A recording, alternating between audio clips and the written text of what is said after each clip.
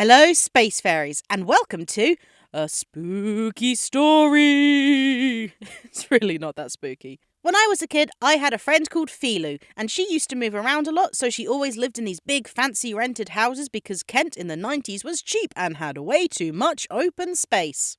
When we were about 8 years old, she lived in this manor right next to our school, which was so big that even her family of 5 did not use all the rooms. To give you guys some idea of just how straight out of a horror film this house really was, there was a separate dedicated room just for a piano that was not theirs.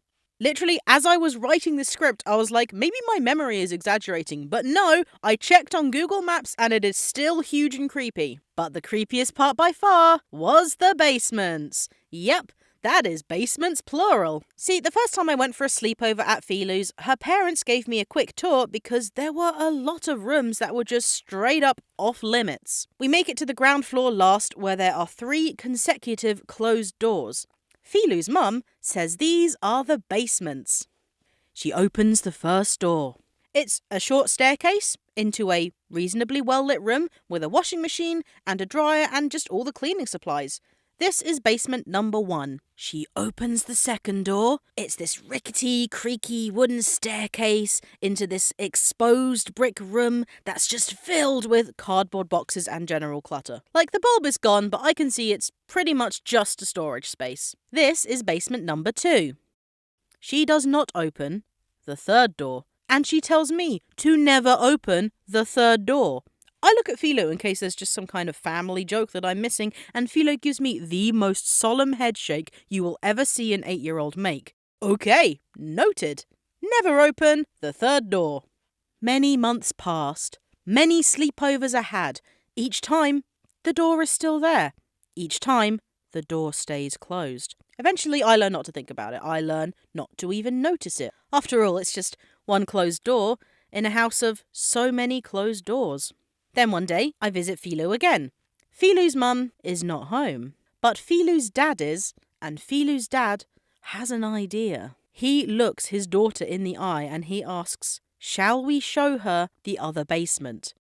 Philu looks solemn again, and then she looks menacing.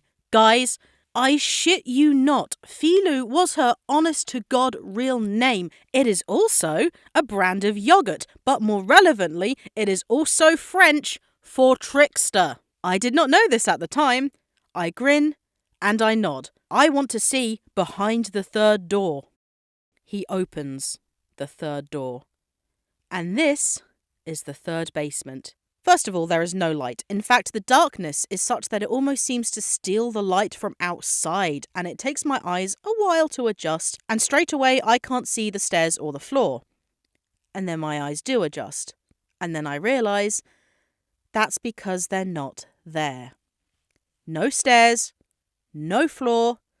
Guys, there was no basement, because behind the third door is just literally a well. An honest-to-goodness, pitch-black, old stone well. I promise you, I swear to you, this is 100% real. This house, this ridiculous manor in Kent, had been built on old farmland where there had been a well that was never filled, a well that was never covered up. They had simply built a room around it. And just to prove that this was no mere trickery, Philu, her dad, and I all threw pennies into the well, and we never heard them hit the bottom. Apparently, later that night, Philu's mum got pretty angry that the dad had showed me the terror well in the third basement, thinking that I was genuinely going to be traumatized for life. But it was literally fine. Nothing else happened. I knew what the third basement was now, and we never needed to open that door again. And Philu eventually moved to another new, far less creepy house.